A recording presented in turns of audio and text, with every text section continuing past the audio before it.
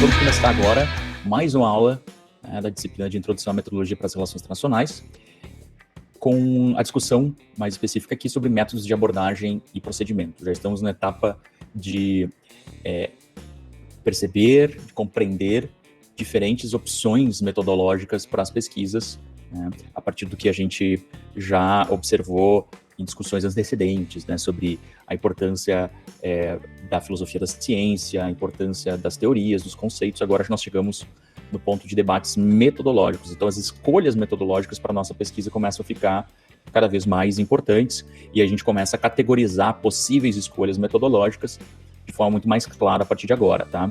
Então, como eu já tinha dito em aulas anteriores, os nossos conteúdos a partir de agora vão se tornar muito mais práticos, muito mais taxonômicos, classificatórios, para que a gente saiba como escolher diferentes opções de adoção de metodologias, desde mais abstratas até mais específicas para adotar em diferentes estudos que a gente venha a utilizar. A escolha metodológica, ela não é necessariamente uma escolha definitiva. A gente pode ter opções metodológicas diferentes ao longo da nossa vida, ou no mesmo momento da nossa vida para diferentes estudos, a gente pode adotar de uma maneira minimamente diversa, as opções metodológicas nossas. De fato, um bom pesquisador, uma boa pesquisadora, são aqueles que conseguem transitar por diferentes possibilidades metodológicas, desde que haja coerência com a sua consciência, a sua visão de mundo. Então, existem alguns elementos um pouco mais estruturais da metodologia, que envolvem esses elementos que remetem à ontologia, à epistemologia, as nossas visões sobre como o mundo opera e como o conhecimento pode ser obtido do mundo, e outras perspectivas um pouco mais ferramentais que a metodologia nos possibilita utilizar de acordo com cada estudo que a gente vai fazer. Essas ferramentas mais procedimentais, a gente tem muito mais capacidade, autonomia para escolher uma hora ou outra qual que a gente vai adotar. As perspectivas mais estruturais são muito mais difíceis da gente mudar, mudar nossa visão, mudar nossa percepção sobre o mundo. Então, na aula de hoje, o ponto que me parece mais interessante é iniciar com essa diferenciação aqui, que estou tentando achar aqui no slide aquele elemento de caneta, mas não está aparecendo aqui para mim. Bom, eu acho que vocês conseguem ver o cursor, então já me resolve.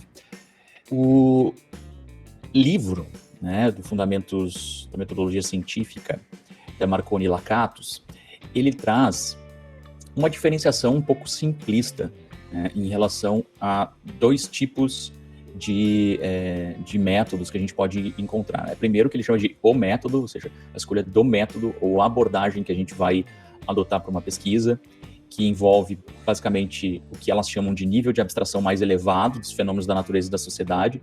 É como que a gente vai ter o nosso logical reasoning, qual é a forma de raciocínio lógico que a gente vai obter o conhecimento. Isso tem tudo a ver com aquilo que a gente tratou lá das perspectivas da filosofia da ciência de defesa de um logical reasoning, um raciocínio lógico mais indutivista, mais dedutivista ou mais combinado. Então aqui a gente recupera um pouco daquilo que a filosofia da ciência discute na sua maior profundidade. E também as autoras colocam a possibilidade de métodos no plural, basicamente o que elas chamam ali de procedimentos, etapas mais concretas da investigação, com formalidade mais restrita, em termos de explicação geral dos fenômenos menos abstratos, e pressupõe uma atitude concreta em relação ao fenômeno, estão limitados a um domínio particular. Se a gente fosse relacionar isso com algo que eu acabei de mencionar, que são as escolhas mais estruturais do pesquisador e da pesquisadora, e as escolhas mais conjunturais que eles vão adotar na hora de pensar numa pesquisa, o método, ou seja, a abordagem mais ampla, mais estrutural da pesquisa, vai ser algo muito difícil da gente mudar. A gente geralmente tem uma predisposição a tal escolha de método, a tal logical reasoning, embora isso possa mudar em certo momento, e os métodos são aqueles que a gente consegue variar de forma mais clara. Mas isso a gente consegue só entender quando a gente desmembra esses dois conceitos que as autoras trazem, de método de abordagem e método de procedimento, em componentes dessas visões, tá? Em outras etapas e elementos intermediários que compõem esse processo de encontrar um método ou um quadro de referência, né, como elas chamam, que é uma composição de métodos em várias dimensões que constituem, compõem aquele arcabouço metodológico que sustenta a nossa pesquisa, que a gente adota numa pesquisa. Então, as autoras, elas são boas para iniciar esse debate, mas elas colocam, no meu ponto de vista, muitos elementos dentro dessa divisão método de abordagem e método de procedimento que a gente poderia dar outros nomes, né, que a gente poderia chamar de outras coisas. Não são necessariamente método de abordagem, também não necessariamente método de procedimento, mas elementos complementares a isso que a gente chama de método de abordagem, método de procedimento. É claro que os métodos de abordagem, logo eu já vou mostrar para vocês, eles são talvez o principal, aquilo que a gente tem que colocar num projeto, e os métodos de procedimento também. Agora, muito da nossa pesquisa também está sendo influenciada, às vezes implicitamente, né, muitos autores não colocam explicitamente, por outros elementos de outras dimensões que aqui a gente traz. Além, então, do método de abordagem e métodos de procedimento, no nível mais ontológico, abstrato, né, da consciência individual, a gente poderia ter os métodos de interpretação ontológica, os métodos de interpretação epistemológica, a trajetória de elaboração do conhecimento que a gente gostaria de adotar e o tipo de estudo que a gente objetiva constituir. Para daí, então, chegar no método de abordagem e nesta fronteira entre método de abordagem e métodos de procedimento, a gente tem também formas de concretizar ainda mais o que nós chamamos de métodos de procedimento, avaliando também como que vamos operar do ponto de vista do nível de análise, que nível de análise vamos adotar e qual método de processamento de fontes nós vamos adotar. Talvez a parte que nós chamamos de metodologia ou bases metodológicas de um projeto de pesquisa, de um trabalho científico, de um artigo científico, de uma dissertação, uma tese, esta parte correspondente à metodologia talvez seja a mais frágil que a gente geralmente encontra em qualquer trabalho científico. Por quê? Porque muitas vezes a fragilidade ocorre pela não explicitação desses elementos aqui, geralmente eles ficam implícitos, certo? Esses elementos que estão em roxo aqui, eles não precisam necessariamente estar explícitos. Os que realmente precisam estar explícitos são esses dois aqui, método de abordagem e método de procedimento. A gente precisa ter uma noção do que a gente está adotando, né, e das categorias e opções que a gente utiliza no nosso estudo, de preferência para que a gente tenha consciência, cada vez mais consciência, da forma que a gente vai analisar as nossas evidências. Então, seria ideal que todo pesquisador e pesquisadora pudesse ter clareza em relação às escolhas de cada um desses níveis na hora de organizar um projeto de pesquisa, elaborar uma pesquisa. Sendo que, como eu disse, esses elementos aqui mais vinculados à perspectiva ontológica e epistemológica tendem a mudar muito menos. Então, nas diferentes pesquisas que a gente vai fazer, geralmente a gente vai adotar perspectivas epistemológicas e ontológicas muito semelhantes. O que pode mudar muito mais é isso aqui, a perspectiva metodológica, que vai se relacionar muito mais com as evidências que a gente busca do que com a consciência que a gente tem do processo, do mundo e do processo de conhecimento do mundo. Então, assim, um dos problemas, como eu disse, é a falta de explicitação desses elementos. Outro problema é a confusão. Muitas vezes a gente lê em artigos científicos, ontem mesmo estava fazendo um parecer para Brazilian Review of Political Science, que é a revista da Associação Brasileira de Ciência Política, e nesse parecer é um peer review, um parecer às cegas, em que eu dou a minha análise, os meus comentários e os meus scores para um artigo científico que foi submetido para publicação nessa revista, mas eu não sei quem escreveu, eu não sei que pessoa que submeteu esse artigo. Então, por isso que se diz um parecer de pares às cegas, porque basicamente eu não sei quem é que está escrevendo. Então, isso influencia muito menos, dá menos espaço, digamos, à discricionariedade. E eu também tenho que ter critérios explícitos, objetivos, para analisar esse artigo e dizer por que ele está adequado à publicação ou por que não, e o que faltaria, então, para estar adequado à publicação. E aí, então, tem alguns elementos, entre eles os elementos metodológicos, né? Se esse artigo tem coerência metodológica ou não. Um dos problemas que eu encontrei ali, nesse artigo específico que eu estava analisando, então, geralmente os artigos vão para pareceristas que têm experiência no tema ou na área de pesquisa. Geralmente, quando vem para mim, é porque é ou na área de estudos de segurança, ou estudos de africanos, né? Estudos de guerra, de formação de Estado. Então, geralmente vem, ou missões de paz, né? Vem para mim esse tipo de trabalho de algumas revistas. E aí o trabalho é voluntário, eu não ganho nada para isso, mas eu consigo também ajudar as revistas. Geralmente existe uma relação, né, de cooperação, em que quando você tem um artigo publicado por uma revista, ela vai contar com você também para ser parecerista de um artigo de um terceiro. Então há uma relação de camaradagem, digamos assim, né? Muito embora não tenha nenhuma necessidade de aprovar ou de reprovar qualquer artigo. Então é tudo autonomia, né, do pesquisador, do avaliador.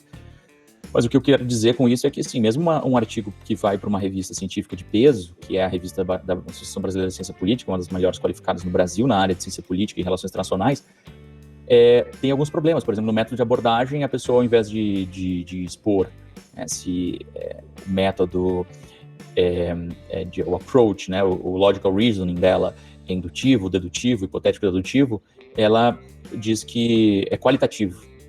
Tá, mas isso não é o método de abordagem. Isso é o método de processamento de dados. São coisas totalmente diferentes. Tá? Ou no método de procedimento, ela diz que é hipotético dedutivo. Não tem nada a ver. Também a falta de clareza sobre esses outros elementos aqui, que são geralmente implícitos nas pesquisas. Então, gente, é muito importante que já no início do curso vocês tenham, né, uma ambientação na complexidade que envolve a definição das escolhas metodológicas de qualquer trabalho científico, seja ele um trabalho analítico, né, de, sei lá, uma análise de conjuntura, uma análise de risco que vocês estejam fazendo para alguma empresa, ou de uma pesquisa científica mais consolidada que vocês estejam justamente propondo, né, ou desenvolvendo.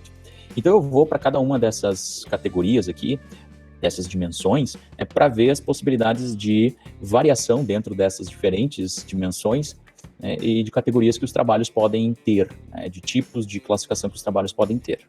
Então, começando lá pelos métodos de interpretação ontológica, aqui a gente tem o que alguns autores e autoras muitas vezes incluem como método de abordagem. No meu ponto de vista, isso é equivocado, tá?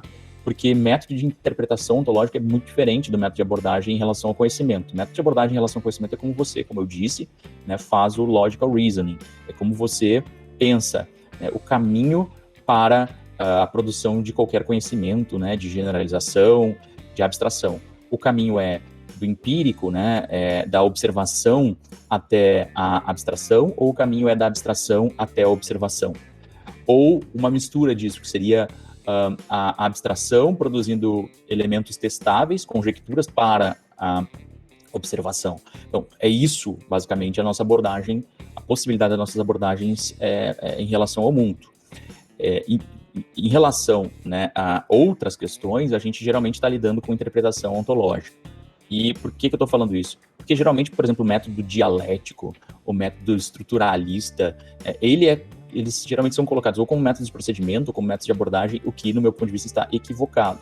Então, se vocês encontraram isso no texto da Lacazzi Marconi, aqui eu estou passando uma versão um pouco mais sofisticada para vocês entenderem. Inclusive, elas colocam, o método estruturalista poderia ser interpretado visto muito mais como método de interpretação. Sim, então por que você não colocou como método de interpretação? Aqui vocês estão vendo uma outra categorização um pouco mais refinada, tá?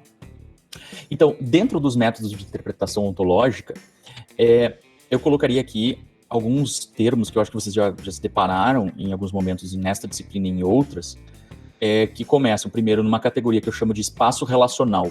É como nós observamos, né, a realidade do mundo, né, seja ela influenciada ou não pela nossa mente, pela nossa linguagem, mas como que a gente observa a configuração, né, relacional do mundo, do universo, né, e como que a gente tira premissas em relação ao que é prioritário, ao que é antecedente.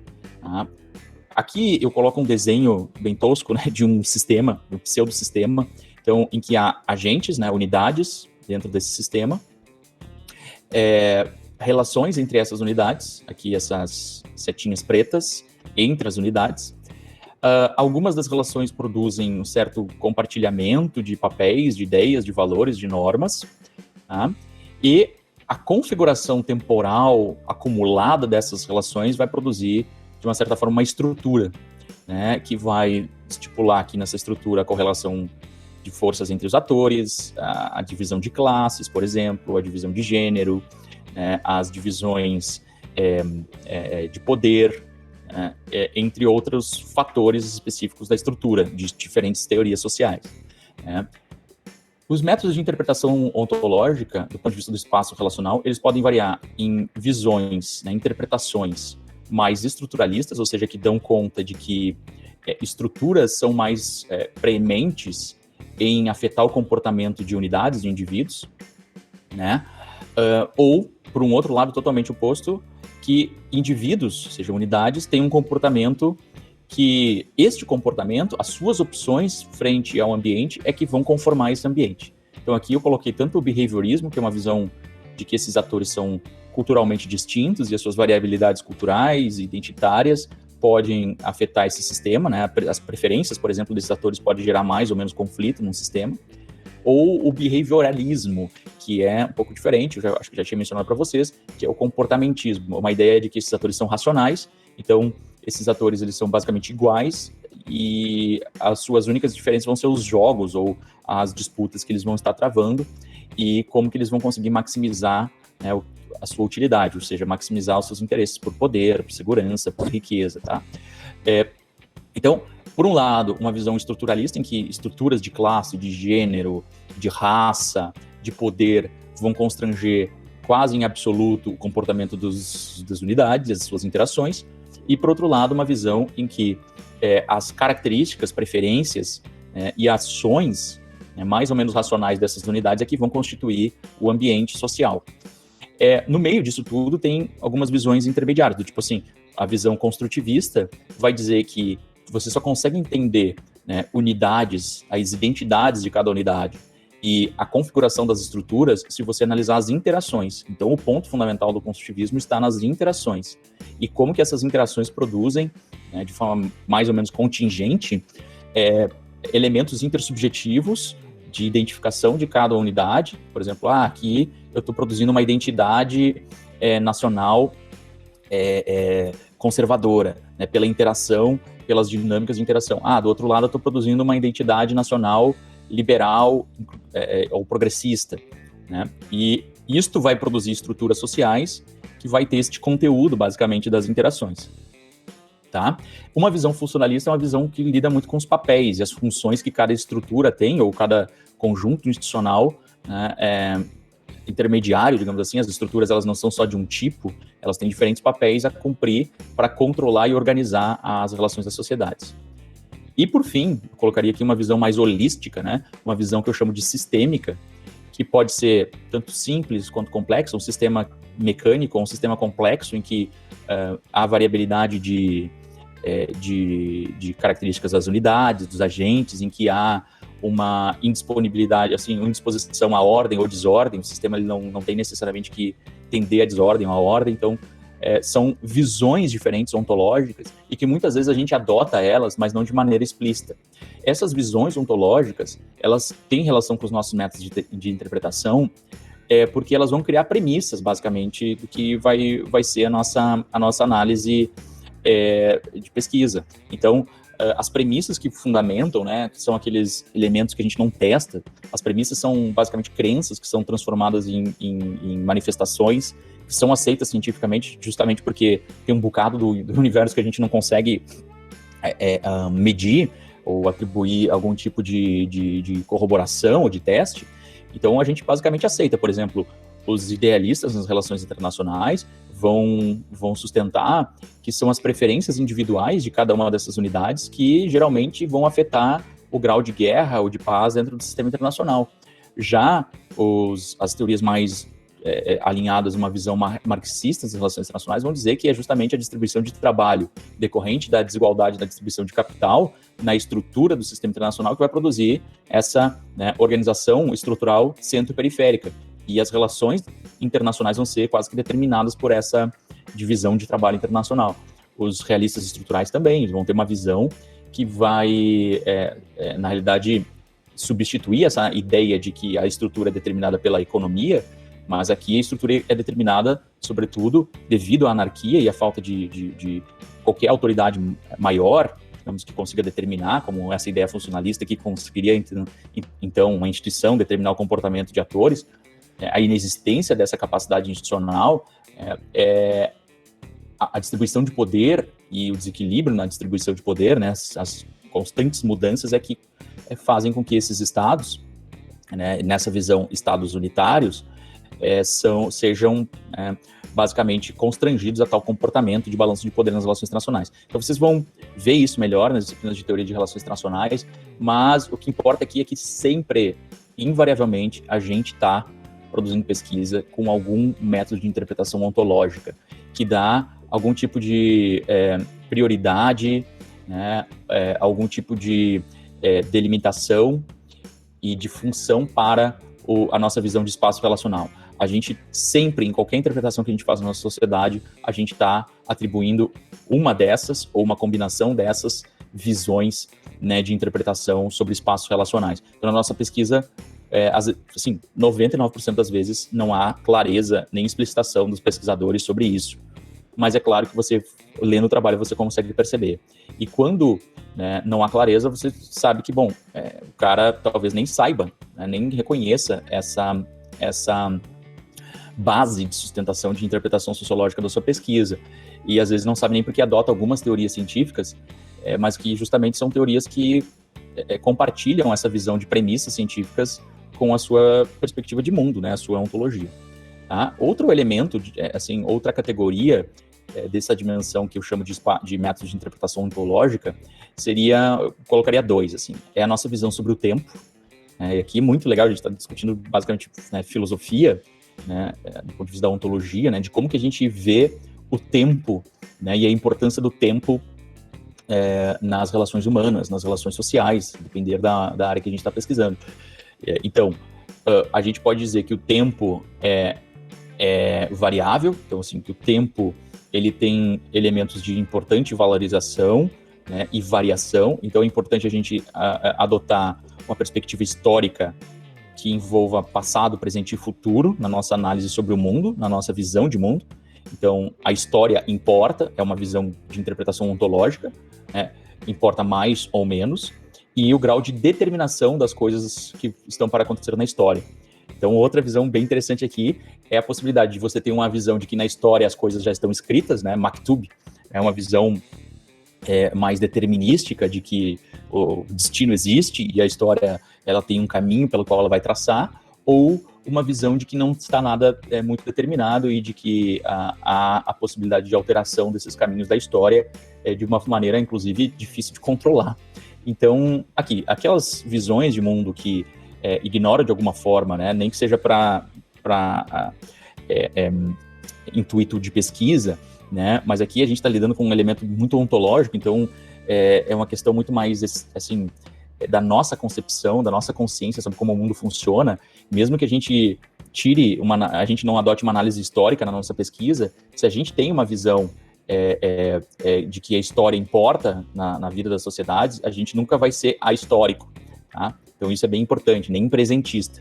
Então aqui a gente tem duas possibilidades, então, de uma visão em que a história não importa, ou importa pouco, né, na vida presente da sociedade. Então, uma visão presentista, né, ou uma visão ahistoricista. A visão ahistoricista é que, bom, as coisas estão, digamos assim, a história não importa, né, e as coisas são como são, digamos assim, o futuro é basicamente o que a gente vai definir hoje.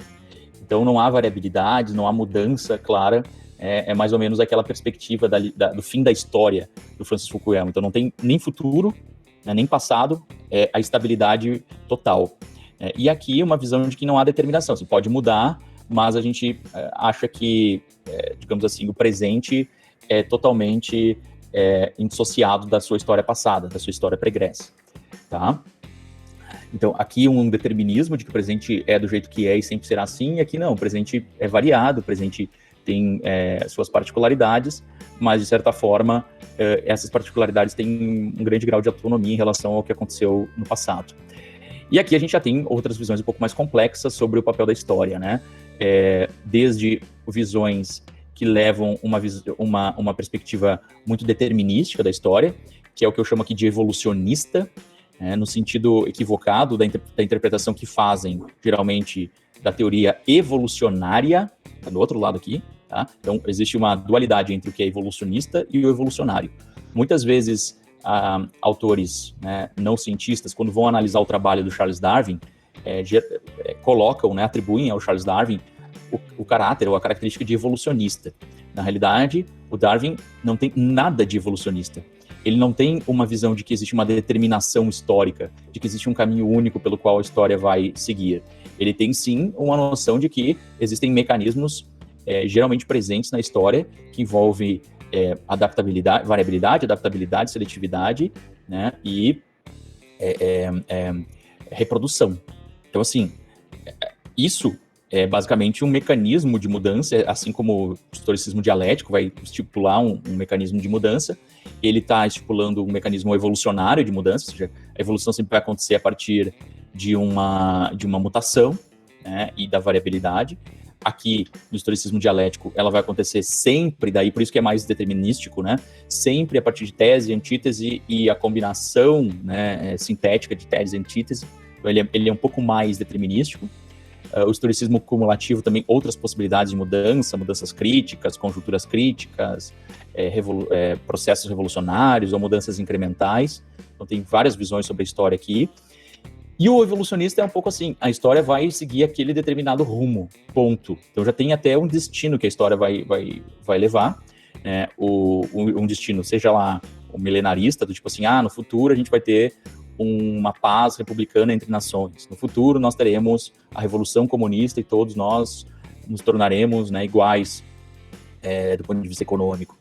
No futuro, Jesus voltará ao planeta, né, e salvará as almas que se confessarem. Tá? Então, isso é sinônimo de teleológico, não é teológico. Teológico envolve religião, né, a influência da concepção sobre o sagrado. Teleológico quer dizer a perspectiva de que o futuro, né, já está demarcado, de que existe uma determinação sobre o que vai acontecer no futuro. Basicamente, todas as teorias iluministas, né, modernistas, elas envolvem um pouco dessa teleologia, a visão de que as sociedades modernas tendem, sei lá, à racionalidade, ou tendem à revolução, ou tendem a liberdades, etc. Então, por isso, de certa forma, o Darwin pode ter sido interpretado enquanto evolucionista, mas ele era criava uma grande ruptura com a perspectiva científica do século XIX, justamente porque tinha uma visão não determinística, né, indeterminada da sociedade.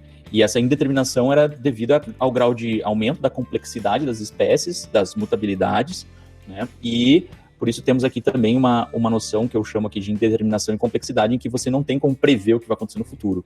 Mesmo se você repetir as mesmas práticas, a mesma cadeia causal do que gerou fenômenos no passado, não quer dizer que esses fenômenos no futuro vão acontecer. Tá? Então aqui a gente já tem uma visão do ponto de vista de tipo de estudo. Esses tipos de estudo aqui de complexidade, você não tem como criar estudos preditivos, você não tem como aceitar a predição se você tem uma visão de complexidade, porque predição, a não ser que seja uma predição muito, muito genérica, né, como é o caso das teorias evolucionárias, mas a predição do ponto de vista assim, no futuro todos os estados serão desenvolvidos, né, é impossível de adotar nessa perspectiva com baixo grau de determinação da história no presente e futuro das sociedades. Então aqui mais uma dimensão dos nossos, mais uma categoria, né, dessa dimensão dos métodos de interpretação ontológica. Outra categoria importante é a nossa relação matéria-ideia, né, física e metafísica. Aquilo que a gente vê como determinante das nossas sociedades. Tá? A nossa sociedade ela é feita basicamente de questões materiais, de elementos materiais que são passíveis de verificar fisicamente, né? Ou também ela é composta por fatores ideais, né? Ideacionais que vão influenciar também as dinâmicas daquela sociedade. Então, você pode ter combinação entre várias dessas possibilidades aqui, dessas categorias, eu posso ser estruturalista materialista ou estruturalista idealista. Eu posso ser behaviorista materialista ou idealista. Por exemplo, o próprio marxismo, né? A gente tem uma noção estruturalista do marxiana, né? Do Marx, né? Em que a superestrutura ela é basicamente determinada pela estrutura econômica, né? O modo de produção capitalista, a desigualdade na distribuição, na divisão de trabalho, né? Na distribuição de propriedade e na organização de classes. E aí todo o reflexo disso vai ser no ambiente ideacional. Então, não é que o Marx não acha que o ambiente ideacional não exista, mas é que o ambiente ideacional vai ser determinado pelo ambiente material. Já a escola de Frankfurt faz uma volta aqui, né, nesse materialismo histórico do Marx, e ela vai dizer que sim, existem elementos do idealismo, da cultura, da linguagem, né, dos processos de construção de identidades nacionais, né, de identidades políticas, que vão sim ser fator fundamental na constituição, né, das classes, da manutenção dessa estrutura de classe. Então, diminuindo o materialismo histórico e trazendo, de certa forma, uma visão crítica e culturalista para o marxismo, tá? E aí, algumas versões combinadas, visões em que você tem as duas coisas. Vocês têm, por exemplo, o realismo da cultura nacional, que envolve essas duas áreas. O realismo estruturalista, geralmente muito materialista, né? Já o idealismo é idealista, porque já pensa, não o idealismo do ponto de vista de utopia, né, ou de uma teoria utópica, mas o idealismo do ponto de vista de que as ideias importam, assim como no caso do construtivismo, né, de que as identidades vão importar muito e a leitura que cada agente vai ter, né, intersubjetiva da interação social é que vai construir, né, as suas estruturas ideacionais, tá? Então, uma terceira categoria que vai influenciar muito os nossos métodos de interpretação ontológica e vai determinar quase que assim, não determinar, mas vai afetar muito as nossas escolhas teóricas, tá? Não, mesmo se as nossas escolhas teóricas forem muito derivadas, vinculadas a uma resolução de um problema ou a um objeto, esses métodos de interpretação, eles vão influenciar bastante, porque eles são premissas importantes que vão ter que estar presentes nas teorias que a gente escolher, né? A gente não vai claramente aceitar uma teoria, a não ser de uma forma temporária, né, que não convirja com, né, a nossa perspectiva ontológica. Então, isso aqui, claramente, assim, muito, muito raramente está presente nas pesquisas científicas.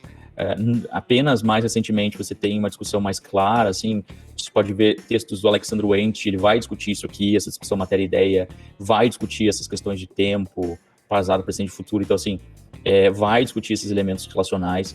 Então, os textos mais recentes, eles são justamente para criticar, né, a visão de que só existe uma ontologia na ciência.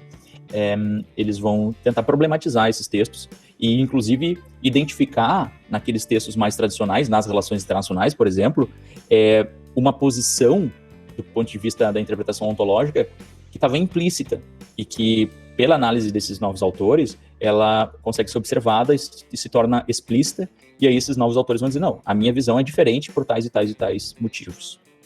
Então, tudo isso vai fundamentar a nossa interpretação ontológica e vai também influenciar a nossa interpretação epistemológica. A nossa interpretação epistemológica é muito daquilo que eu já tinha mostrado para vocês, de como, né, um dos elementos prioritários para uma pesquisa científica se situa, né, no como a gente percebe a nossa relação mente-mundo.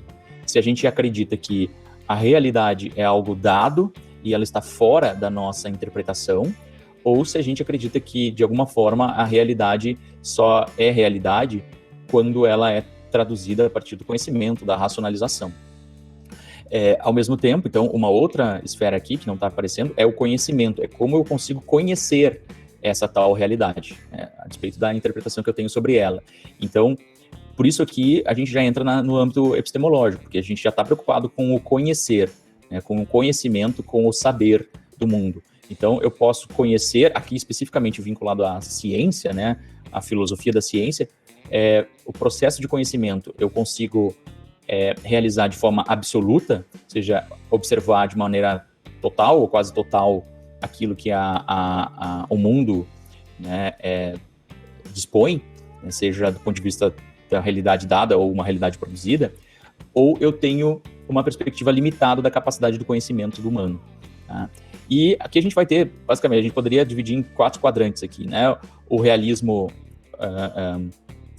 científico, né, o realismo positivista, seja, que eu consigo, experimentando, observando, produzir teses gerais, né, que são cada vez mais acumuladas, até eu conseguir gerar grandes contribuições teóricas. Aqui, uma perspectiva que vai ter um pouco de limites em relação ao que eu consigo produzir, a quanto que eu consigo testar realmente dessa realidade, que está muito relacionado ao Popper, né? Então você tem uma realidade, e essa realidade, para eu acessar ela, eu tenho que produzir hipóteses, e aí questionar de forma bem incremental essa realidade, e tudo que eu descobrir desta realidade, o conhecer dessa realidade, vai ser apenas parte da realidade, nunca vou chegar ao todo, né? Já uma outra perspectiva aqui mais racionalista, digamos assim, né, é uma visão que vai estar vinculada à ideia de que, bueno, eu não consigo, não só, assim, a realidade existe de maneira muito limitada fora da mente dos humanos, ou seja, ela é geralmente produzida, ela não tem sentido se não for a nossa racionalização sobre ela, como eu também tenho que criar algumas ferramentas para analisar e para generalizar e abstrair, dar sentido para essa realidade. Então, muito do que eu vou produzir de ciência vai ser limitado a esse sentido que eu vou dar. Por exemplo, como que eu posso, né, configurar ou entender esses casos aqui de analiticismo? A gente também tem aqui uma visão de tipologias, né, tipologismo. É que eu não consigo, digamos assim, o mundo ele tem uma lógica própria na racionalidade. Então, eu posso criar na racionalidade a ideia de tipos ideais, a ideia de um sistema internacional que seja minimamente, teoricamente coerente, e o mundo empírico, né, eu vou tentar conhecer ele, mas ele sempre vai ser orientado por essa visão teórica, né, e ele nunca vai ser exatamente igual a essa perspectiva teórica que eu tenho dos tipos ideais. Então, depois a gente pode até discutir um pouco mais sobre isso. Você tem uma visão tipológica weberiana, até a perspectiva waltziana de sistema internacional, que vai criar categorias, né, para dividir possíveis variações em sistemas internacionais, em estruturas. Isso é bem analítico. Então, você está criando uma visão geral, uma teoria geral sobre uma realidade, e não quer dizer que, assim, o mundo empírico vai ser necessariamente igual a essa teoria que você criou. Não quer dizer que o mundo empírico vai ser efetivamente, exatamente correspondente a essa realidade teórica. Mas o que importa é você produzir essa realidade teórica, porque por meio dessas tipologias, dessas ferramentas analíticas, você consegue entender melhor o mundo. Então, o conhecimento, né, produz-se por meio de constituições, de categorias de análise que vão ser muito abstratas, né, mas vão ser capazes de serem observadas de maneira aproximada no mundo empírico. Então, outra possibilidade, como eu já tinha dito, é o reflexivismo. É uma visão de que você, basicamente, quase muito relacionada ao relativismo, uma visão de que, assim, o que importa é, basicamente, os discursos que são feitos sobre a realidade. Os discursos que são feitos sobre a realidade não necessariamente dão conta da realidade, mas ele constitui uma nova realidade, uma realidade discursiva, que não é parte de uma totalidade, é parte de uma realidade construída por poucos autores, por poucos atores, né? Por poucos agentes políticos. Então, assim, isso aqui é um pouco complexo isso, a gente já tinha discutido em certo momento, mas importa muito como que a gente vai ver a possibilidade que a gente tem de conhecer o mundo e que mundo é esse, afinal? É um mundo que está dado, com leis naturais, leis próprias, sobretudo autônomas em relação à minha compreensão, ou leis que vão ser, basicamente, apenas observadas quando eu tiver um processo de racionalização, de tipologias, de análise sobre o mundo. Tá? E aí essas visões diferentes vão se relacionar também com a nossa noção sobre o espaço teórico que a gente vai ter para conhecer o mundo. Então, qual é o espaço de abstração e generalização que a gente vai ter para conhecer o mundo? Geralmente, quando você tem uma visão mais absoluta sobre a capacidade dos seres humanos de conhecer o mundo, você tende, né, tanto aqui no tipologismo, quanto no realismo tradicional, né, no racionalismo, você tende a pensar numa visão de que você é capaz de ter uma visão de produção de grande teoria. porque ambos acham que os seres humanos são capazes de conhecer o mundo. Então você consegue, sim, criar grandes teorias sobre a realidade. É claro que isso vai ter também uma influência sobre aquela nossa visão ontológica, se a realidade é dada ou determinada ou se a realidade é variável. Então isso tudo vai se combinar a partir daquilo que as autoras lá chamam de quadro de referência, que é a combinação de todas as questões, né, na composição da nossa perspectiva epistemológica, ontológica, epistemológica e metodológica. Uma outra visão é que a gente tem condições de produzir médias teorias, por exemplo, do realismo crítico, então eu vou produzir teorias médias, de médio alcance, né, ou mesmo uma noção tipologista aplicada, né, a casos específicos, a situações específicas, né, quando a gente tem alguma compreensão de que processos históricos particulares vão produzir realidades particulares. Por exemplo, a política externa, a política doméstica, os regimes, as relações internacionais, em suma, no terceiro mundo, são iguais ou diferentes daquelas existentes no mundo desenvolvido, né, no norte global? Se eu já tenho uma noção de que a variabilidade, né, nas relações humanas, de que existem variações históricas e processos históricos particulares que vão produzir variações, eu já não vou achar que é possível criar grandes teorias, ou grandes teorias totalmente generalizadoras. Eu vou produzir médias teorias, ou teorias circunscritas à história, né, ao período histórico e ao local específico. Ou mesmo pequenas teorias sobre, sei lá, teorias sobre política externa brasileira. Então, uma pequena teoria sobre um caso, né? Ou até uma visão mais historicista, mais, assim, relativista do ponto de vista da história, e da capacidade que a gente tem de compreender e relacionar tempo e espaço, vai dizer que não tem possibilidade de teorização nem de abstração, que você no máximo pode descrever o mundo. Então isso vai influenciar também, né, as nossas interpretações sobre a trajetória do conhecimento que a gente vai ter. Então, a partir dessa nossa interpretação epistemológica, né, a gente vai, e ontológica, nós teremos possivelmente uma predileção, né, para começar o nosso conhecimento a partir de teorias dadas, tá? Ou a partir de um objeto específico, isso também é muito influenciado pelo nosso gosto, pelas nossas paixões pessoais, tá?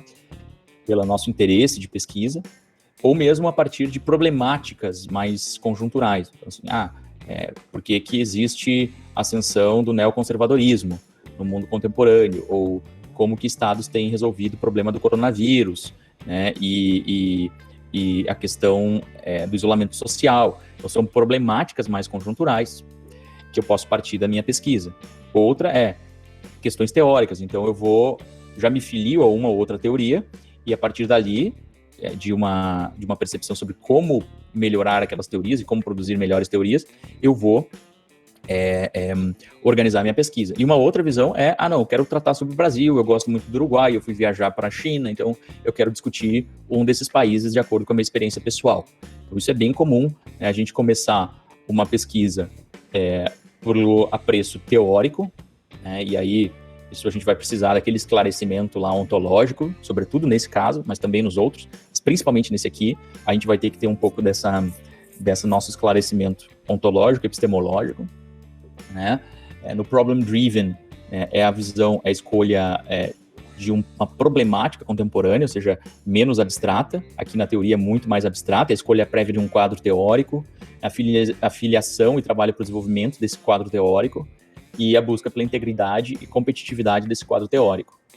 Aqui no problem driven é uma visão que a gente vai buscar produzir teoria escolhendo posteriormente um quadro teórico, ou mesmo construindo um quadro teórico, e o nosso interesse maior é resolver problemas conceituais e empíricos, e eventualmente até combinar visões teóricas, né, diferentes que possam ser combinadas, né, que tenham coerência ontológica e epistemológica. Portanto, é importante a gente saber a clareza também ontológica e epistemológica que a gente tem quando a gente vai produzir uma teoria, um estudo direcionado, né, guiado por problemas.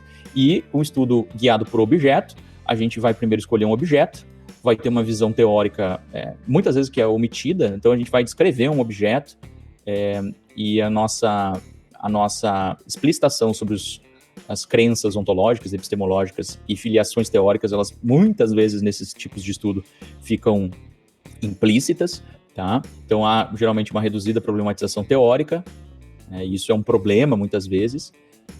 E a compensação, geralmente, é com o rigor no ponto de vista do processamento das fontes, né? Da tentativa de descobrir fatos históricos que não tinham sido descobertos, né? Então, eu vou analisar as correspondências, né, entre, sei lá, Dom Pedro II e seus chefes militares, como Caxias, né, Duque de Caxias, para tentar entender qual é a visão de América do Sul, América Latina ou América que esses dois tinham e como eles aplicavam isso dentro da estrutura de guerra do Estado brasileiro. Então, assim, eu não estou querendo comprovar uma teoria necessariamente, eu posso sim explicitar e tentar ver se essa teoria vai ser testada, mas geralmente eu estou preocupado com trazer fontes históricas, trazer referências para elucidar essas questões mais descritivas, tá? Mais factuais.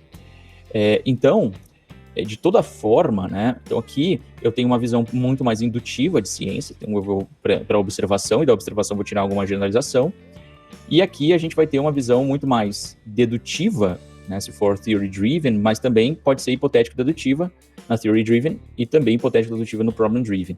Então, só para vocês terem uma ideia de como que, na prática, essa discussão aqui que a gente tinha de metateorias ou filosofias da ciência, elas vão se aplicar à pesquisa de vocês. Então, quando a gente tiver uma escolha, né, do caminho do desenvolvimento do conhecimento que a gente vai querer, né, se a gente vai querer filiar da teoria, eu posso ter uma visão de que a teoria ela é composta por a ciência nas relações internacionais, por exemplo, é composta por programas de pesquisa científica, então eu vou me filiar a teorias a partir do fundamento do encadeamento lógico delas, ou a partir das ideologias, da ideologia que eu compartilho com essa teoria, tá?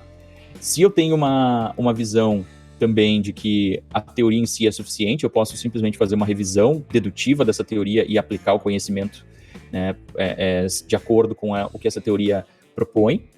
Já, se eu tenho uma perspectiva, se eu tenho uma perspectiva mais problem-driven, eu vou ter que ter uma visão de teoria muito mais pragmática, seja vinculada a essa noção mais popperiana de pragmatismo. Então, a teoria ela pode ser utilizada de uma maneira mais eclética, não tão filiada a um conjunto teórico inicial, e essa visão, né, de uso teórico, ela pode ser justamente para solucionar problemas conceituais e empíricos. Por exemplo, o que é neoconservadorismo, um problema conceitual, ou como que estados respondem ao desafio da pandemia, problema empírico. Então, tudo isso, a teoria ela vai estar sendo instrumento desta necessidade, e não o contrário. Não é o meu trabalho que vai ser instrumento da teoria, tá? Ao contrário dessa theory-driven, que o trabalho, basicamente, é instrumento da teoria. A teoria vem antes do que a gente faz. Aqui, o que a gente faz, a problemática, vem antes da teoria. E, por fim, o object-driven é aquilo que eu falei, né? Que a teoria a teoria é uma derivação. Ela é o que os indutivistas colocam. A teoria, ela surge muito de uma perspectiva mais de conclusões daquilo que a observação nos leva a tomar, né, a concluir.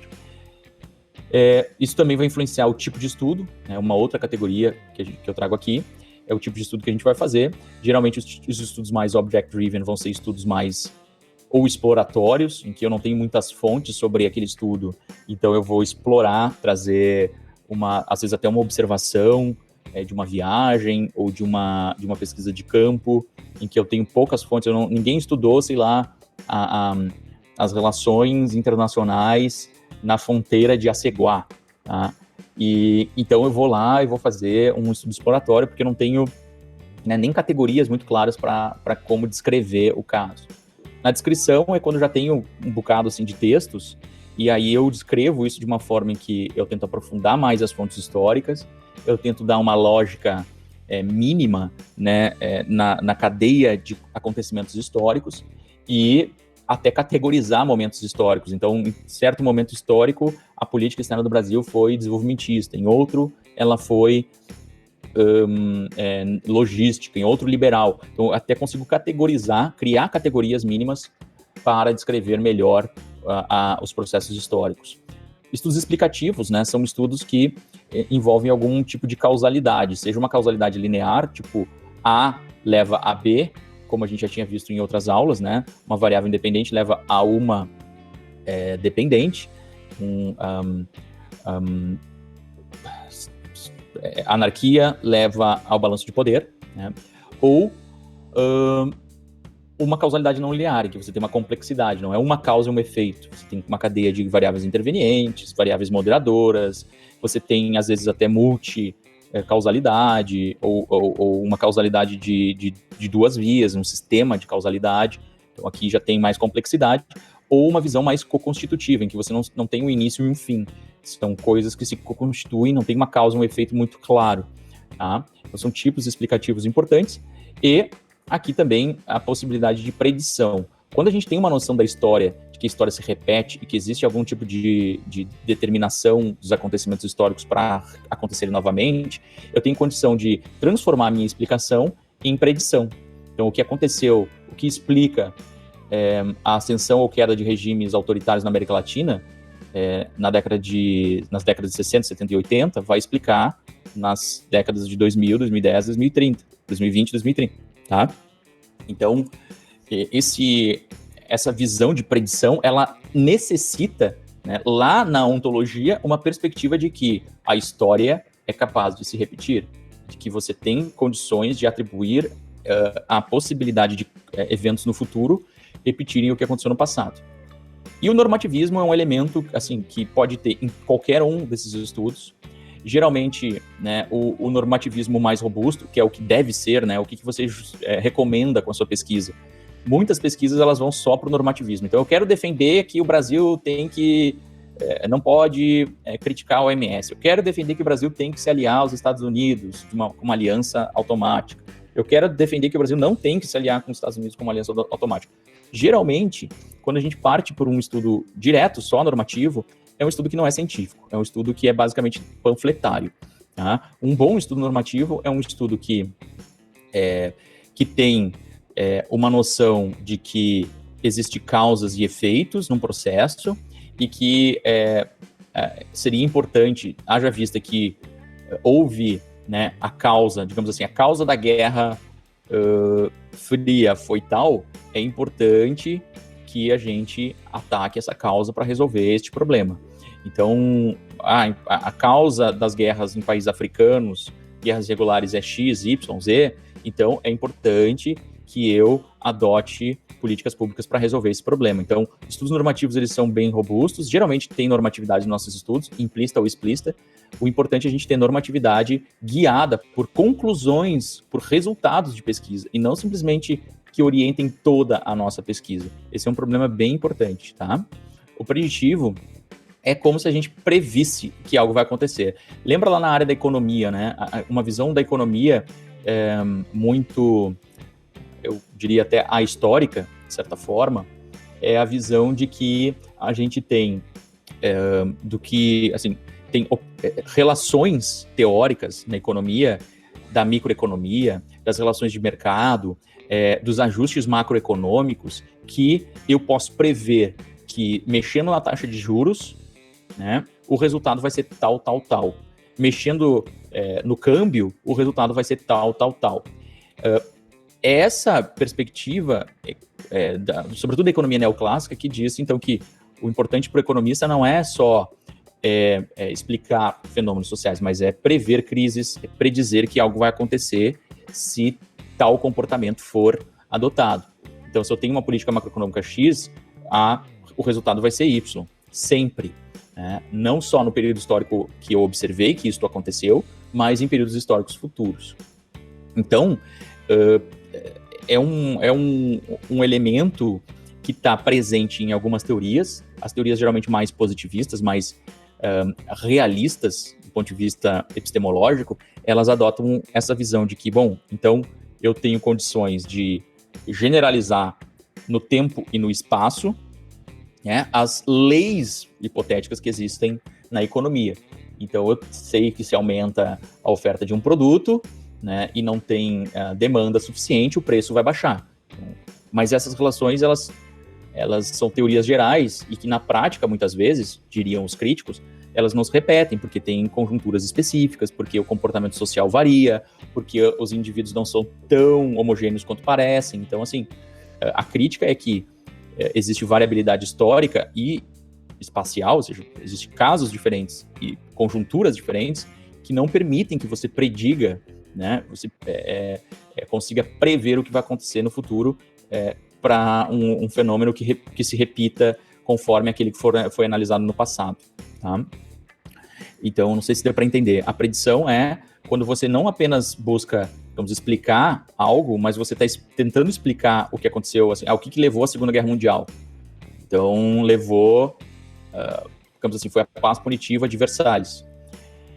Eu posso, então, predizer que toda a paz punitiva, tal qual Versalhes, vai levar a uma guerra total entre grandes potências. Segundo uma perspectiva um tipo de estudo que adota essa visão da repetição histórica, é possível. Então, eu vou observar qualquer momento que vai acontecer algo semelhante àquilo que aconteceu, para a gente esperar uma guerra central. Entende? Então, é difícil entender esse tipo de estudo se a gente não entender a perspectiva ontológica e epistemológica que baseia esse tipo de estudo. Certo?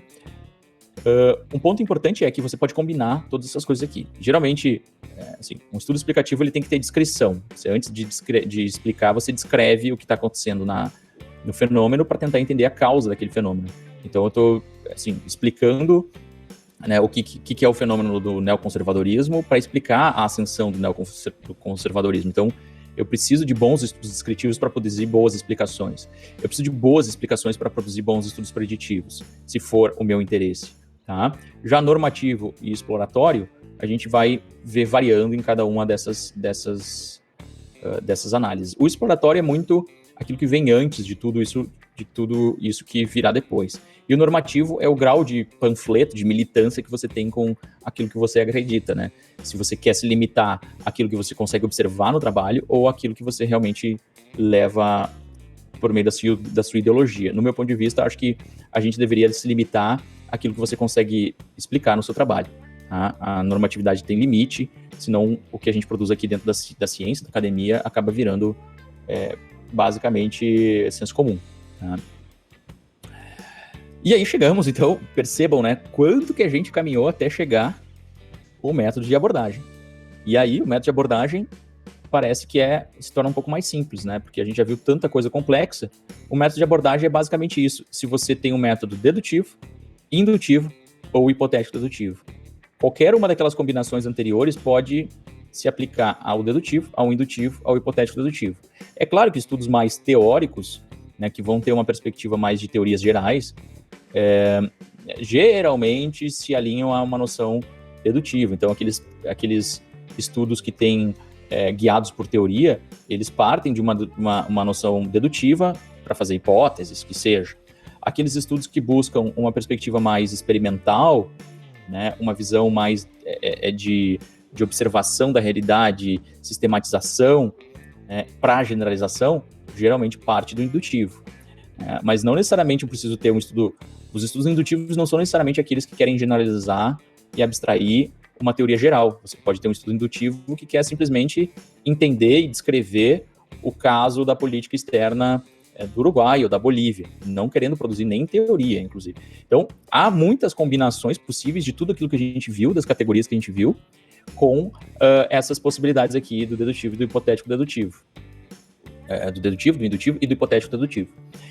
O hipotético dedutivo, então, ele é quase como uma combinação dessas duas coisas, porque para você produzir hipóteses, você tem que ter um bom método dedutivo lógico que crie conjecturas para serem testadas. Agora, para você testar as hipóteses e não simplesmente defender as suas premissas, como o dedutivo faria, para testar as hipóteses, você precisa do método indutivo que vai te trazer informações, e essas informações vão ser utilizadas para corroborar ou não as hipóteses que vocês estão avaliando.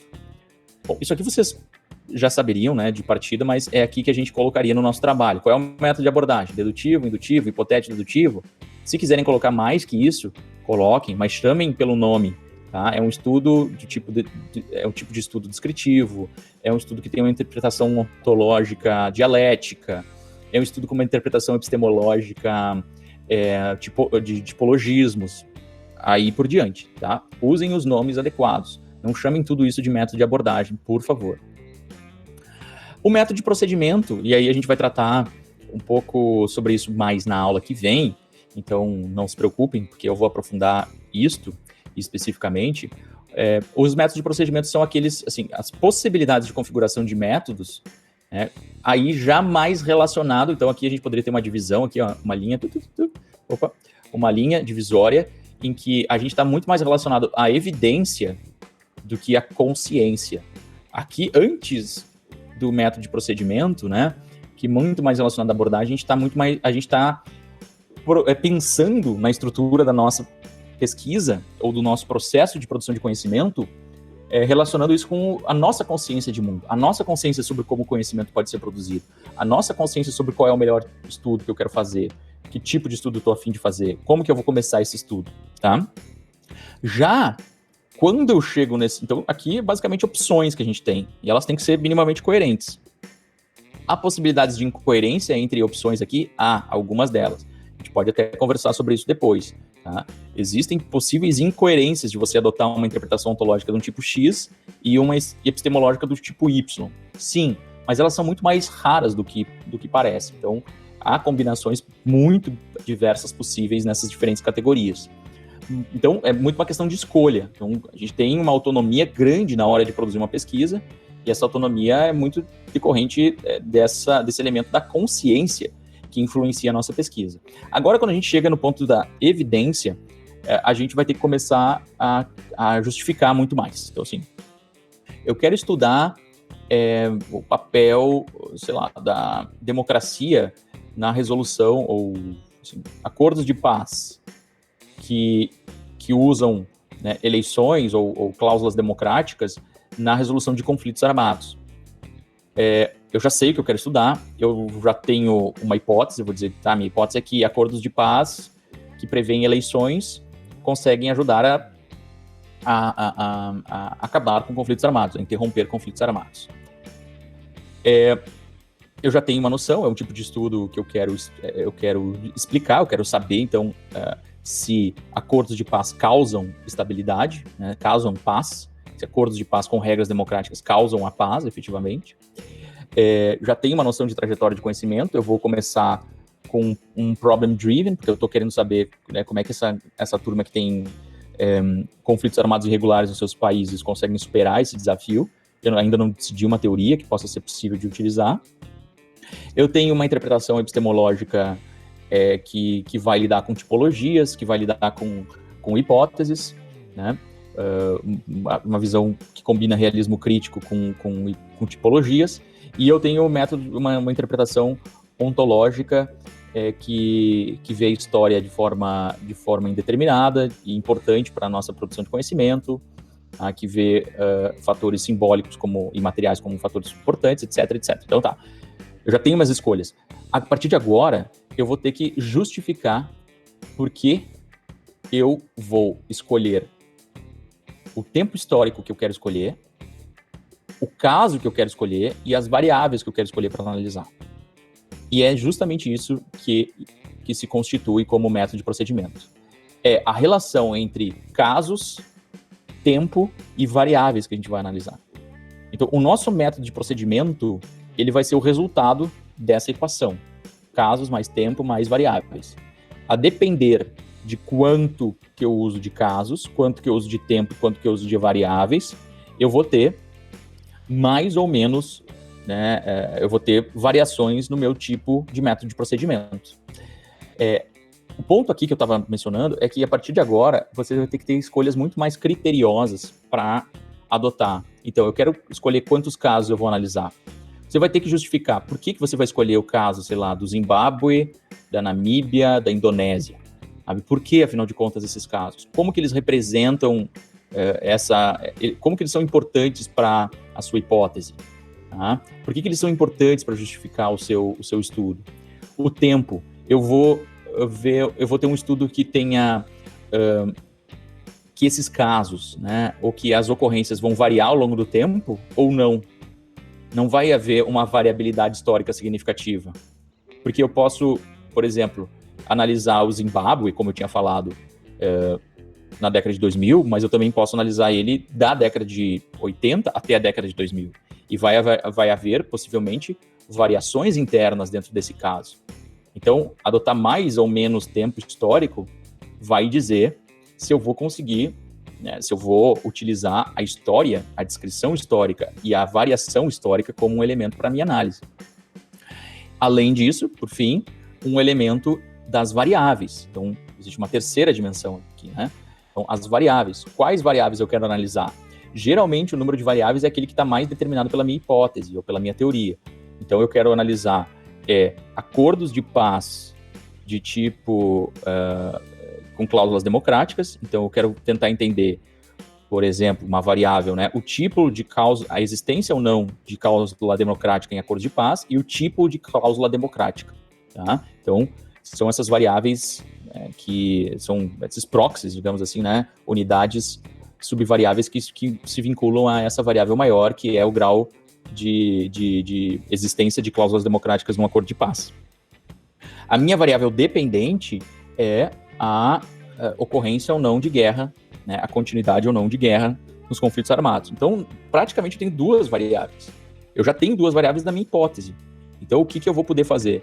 Eu vou poder escolher casos e tempo histórico a partir da relevância que esses casos vão ter, principalmente para a análise das minhas variáveis. Não é à toa que a gente tratou de variáveis antes, né? Quando a gente chegou, já na aula passada, retrasada, a gente já estava tratando de conceitos e variáveis, porque são eles que vão guiar, né, neste momento, a partir deste momento que eu já sei que o meu método de abordagem é tal e que eu estou lidando com tal e tal preocupação, eu já tenho conceitos e variáveis que vão guiar os meus métodos de procedimento.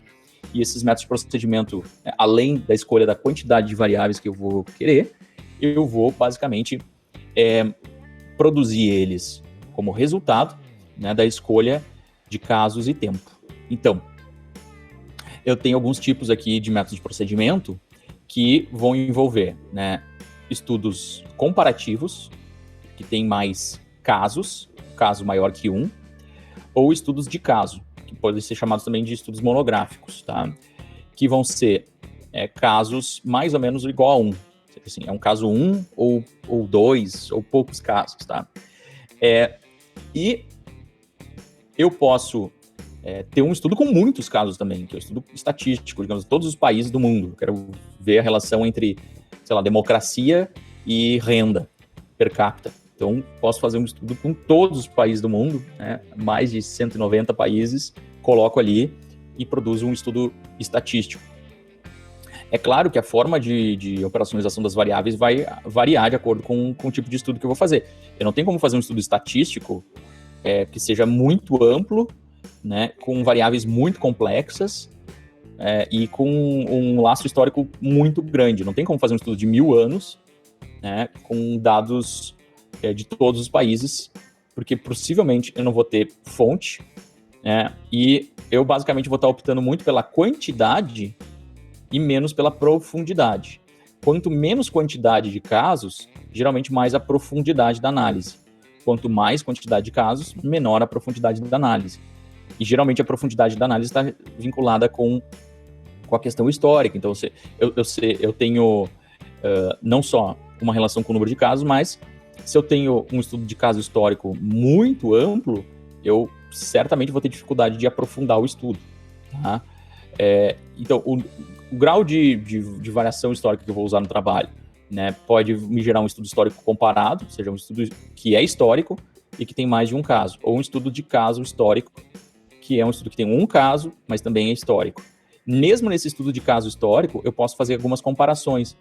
Portanto, eu posso pegar o caso, como eu disse, né, o Zimbábue, a Indonésia, a Malásia, e comparar, por exemplo, o que causou mudanças de regime ao longo do tempo desse país. Então, eu vou ter várias observações dentro do mesmo caso, justamente porque eu estou usando a história. E o elemento da história, né, tempo, ele aumenta a possibilidade de observações e faz com que o mesmo caso, às vezes, possa me prover estudos comparados, né, comparações internas, como alguns autores chamam, Giovanni Sartori, um deles, né? Então, estudos de casos históricos, eles possibilitam comparações internas. Muitas vezes você até vai chamar esses estudos de estudos de caso fundados no método histórico comparado, porque você também está comparando internamente momentos históricos diferentes, né, caso for a sua opção aqui. Então, esses são os métodos de procedimento, né, que vão variar, sobretudo, em relação a, depois que vocês escolhem as variáveis, a casos e tempo, certo? Nível de análise, isso é bem mais tranquilo. Então, assim, eu posso verificar um nível de análise, eu posso ter uma visão de nível de análise total, mas aí a quantidade de dados e o tamanho do trabalho pode ser muito complicado. Então, eu posso analisar um caso que está acontecendo numa região ou com um estado. Eu posso inserir variáveis no nível micro, subestatal, individual, para analisar um fenômeno. Eu posso adotar variáveis do nível macro, do mundo, ou do nível interregional, para avaliar um fenômeno. Mas isso tudo tem que ser justificado, né? Então, os meus casos vão ser, sei lá, como eu tinha falado, na Indonésia, Zimbábue, e eu vou avaliar algumas variáveis do nível micro, ou influências de grandes potências do nível macro. Então, todas essas observações têm a ver também, obviamente, com as nossas teorias e com as hipóteses que a gente cria, né? Mas muitas vezes as nossas teorias supõem, por exemplo, tem uma teoria sistêmica que diz que tudo isso é mutuamente influenciado. Mas, do ponto de vista do meu estudo e da viabilidade de fazer esse estudo no tempo que eu tenho, no espaço que eu tenho e nas condições tecnológicas que eu tenho para produzir esse conhecimento, eu vou ter que cortar um dos níveis de análise daqui a pouco, porque esse nível não vai ser possível de ser observado nesse momento. E aí eu justifico por que eu estou cortando, digo que em um outro período, em um outro momento vai ser inserido e tal. Então são escolhas muito mais pragmáticas que podem ser feitas para a análise, certo? E por fim, o método de processamento. Aí sim que a gente chega nessa divisão entre quali e quanti, né? Qualitativo e quantitativo. Isso, obviamente, vai ser muito vai interferir muito, né, o tipo de variáveis que a gente vai ter, né, se a variável vai ser mais categórica ou se a variável vai ser mais racional. A gente pode até transformar, eventualmente, variáveis categóricas em variáveis mais racionais e vice-versa, categorizando números ou numerificando, né, ou mensurando categorias. Então, é possível a gente fazer essa transposição com alguns limites, é claro, nem sempre a gente vai conseguir transformar de uma maneira óbvia, mas aí o que é quali e o que é quanti está perpassando, então, desde as nossas variáveis até como que a gente vai processar a análise daquelas fontes que a gente vai obter, dos dados que a gente vai obter. Então, como que a gente vai processar os dados? Não importa, então, se eu tenho variáveis, apenas se eu tenho variáveis qualitativas ou variáveis quantitativas. Importa sim se o meu processamento é qualitativo ou quantitativo. Por isso que eu coloquei aqui em algo separado, nem tanto vinculado às variáveis. Por quê? Se eu tenho variáveis qualitativas e eu consigo transformá-las em algum momento em quantitativas e procedo com método estatístico, eu estou tendo um processamento quantitativo. No ponto oposto, se eu tenho números, dados, e eu simplesmente uso esses dados para uma descrição, né, para uma análise que vai estar informando um processamento mais qualitativo, eu não estou usando uma técnica quantitativa, estou usando uma técnica, um método de processamento qualitativo. Então é muito importante. O tipo de variável que a gente adota no estudo não determina, em absoluto, a forma de processamento qualitativo ou quantitativo que a gente vai adotar. Influencia muito, mas não determina. E a forma de processamento, então, daqui a pouco eu quero observar, então, em determinados casos, né, como foi o processo histórico de tomada de decisão em política externa, e quais são os eventos mais importantes desse processo. Isso a gente chama de process tracing. Eu posso tentar analisar a análise qualitativa comparativa, né? Qualitative Comparative Analysis, QCA.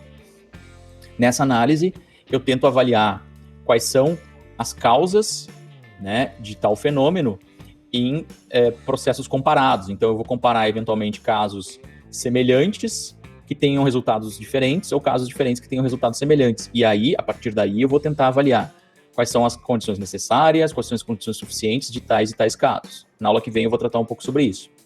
Tá? Eu posso tentar avaliar análise de redes para tentar ver como que uma relação, por exemplo, eu quero analisar relações comerciais dentro dos países do Sudeste Asiático e ver qual é o grau de centralidade da China, da Indonésia e do Japão, por exemplo. Tá? Incluindo aí o Japão e a China nessa região que é mais leste asiático, no caso do Japão e da China, né? Mas então eu quero tentar entender a centralidade, quanto de relação eles produzem, né, a intensidade e a centralidade desses estados nessas relações. Aí eu posso ter uma análise de redes, isso me ajuda bastante. É uma das formas de processamento bem interessantes, e eu vou mostrar para vocês no próximo bimestre um pouco mais sobre isso. Análise de discurso é análise dos processos discursivos,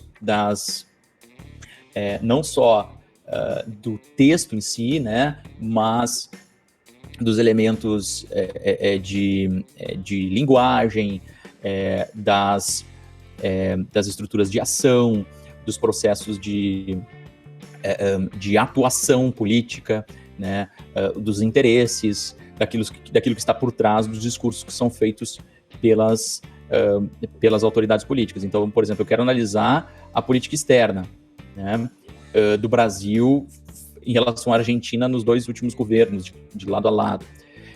Eu posso fazer uma análise de discurso, tentando ver justamente a estética do discurso, a estética do comportamento dos agentes, como que eles usam imagem, gestos, né, para tentar avaliar. A análise de conteúdo, ela tem muito mais a ver com o conteúdo em si do discurso, a categorização desse discurso em conteúdos, em classes, em visões mais passíveis de ser organizada de maneira causal. Então, assim, a análise de discurso é algo muito mais, não quero dizer frouxo, né? É algo muito menos rigoroso do ponto de vista da tentativa de categorização das manifestações de linguagem, e a análise de conteúdo, ela tenta categorizar de uma forma mais clara, ver qual é a relação entre uma palavra e a outra, entre o uso de classes de palavras, de uma maneira um pouco mais aprofundada do ponto de vista até quantitativo. A análise de discurso é uma análise muito mais relacionada à hermenêutica em si, que é a interpretação de discurso, a interpretação das intenções. Tá? E a etnografia é algo bom que envolve a observação, né, a observação, inclusive participativa. Muitas vezes você pode, tentar entender como é que se dá o processo de relações transnacionais dos indígenas na Bolívia, né, no Peru e no Equador. Tentar entender essa lógica transnacional, né, a construção de uma linguagem, o Quechua, por exemplo. E aí, para você conseguir entender isso, você não vai ter textos que vão te explicar de uma maneira em que você vai ter fontes claras para avaliar. Você vai atrás, né, da observação participativa, muitas vezes, né, observação direta, e aí você consegue passar um tempo com essas comunidades, fazer entrevistas, relatar o processo que está sendo observado, etc. Então, são formas de processar, então, de maneira qualitativa, fenômenos sociais. Aqui, formas de processar de maneira quantitativa alguns fenômenos sociais você vai ter que ter necessariamente aqui uma organização de variáveis mais racionais, para que você consiga transformar isso em modelos matemáticos, estabelecer cálculos para tentar entender, então, a correlação entre variáveis do tipo, desigualdade social e gênero, né? Desigualdade social vamos pegar IDH, tá? Então, elementos da análise estatística que podem ser, inclusive, sofisticados em modelos matemáticos mais complexos e que você consegue utilizar com equações, produzir algum tipo de coerência no processamento desses dados. Depois, no próximo bimestre, a gente vai tratar mais profundamente sobre isso, tá? E aí, eu dou um plus aqui, depois a gente vai ter uma aula específica sobre isso, mas eu só quero mostrar para vocês que existe uma diferença óbvia entre método de processamento, né, o método de procedimento, que é a relação entre casos e tempo, né, frente às variáveis, o método de processamento, que é qual ou quant, e as suas subdivisões, entre outras, e as técnicas de pesquisa, que é como que você vai, as fontes que você vai ter, as fontes dos dados. Tá? Eu posso ter, claramente, obviamente, vai ter uma relação entre o que você vai produzir de processamento dessas fontes e o tipo de fontes. Mas eu posso ter, por exemplo, uma pesquisa com process tracing apenas com bibliografia indireta, com fontes indiretas, né? Com dados indiretos, como fontes bibliográficas. Ou uma análise process tracing com fontes documentais, ou com discursos, ou com bancos de dados estatísticos. Eu só vou ter uma análise de discurso quando eu utilizar discurso, fontes documentais ou bibliográficas para o tipo de processamento que a gente chama de análise de discurso, entende? Então são coisas diferentes. Outra questão, observação direta, né, por meio de observação participativa, por meio de observação não participativa, né, à distância, por meio de entrevista, por meio de questionários, né, aplicados a atores importantes, por meio de grupos focais, então você coloca grupos numa mesma sala e tenta verificar como que eles se comportam, né, para ver comportamento de grupo e atitude de grupos. Então, são técnicas de pesquisa direta e indireta. Geralmente, quando a gente está fazendo um estudo mais histórico e descritivo, a gente vai ter que utilizar documentação, né, indireta, embora de fontes primárias. Fontes primárias seriam documentos, discursos, tá, que são fontes que ainda não foram processadas. A gente vai ter uma aula específica sobre isso, que eu vou tratar um pouco de fontes primárias, fontes secundárias e tal, mas aqui a gente já pode tentar entender que dentro da observação indireta, eu tenho fontes primárias e secundárias, então bibliográfica e secundária, né, ou seja, já foi processado, muitas vezes relatórios também já foram processados por outros autores, e aqui documentos, se forem oficiais, for, por exemplo, uma carta, discursos, né, leis, fontes primárias, tá? E aqui, entrevistas também são fontes primárias, inclusive produzidas pelo próprio pesquisador. Se for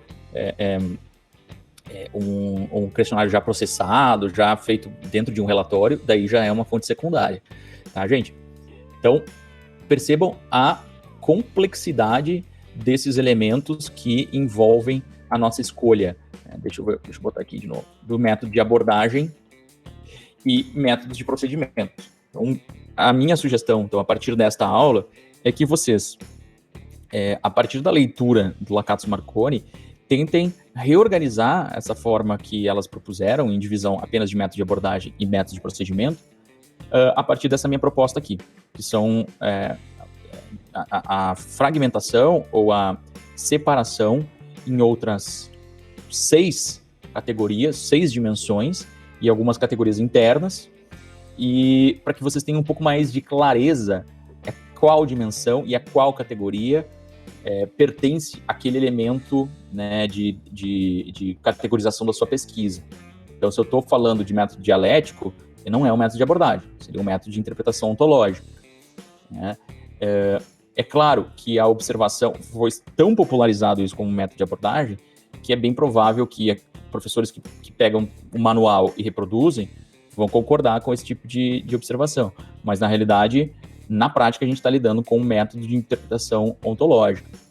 A mesma questão é quando a gente está falando do realismo científico, o realismo crítico, né, o tipologismo. Não são métodos de procedimento, são métodos de interpretação epistemológica. E assim por diante.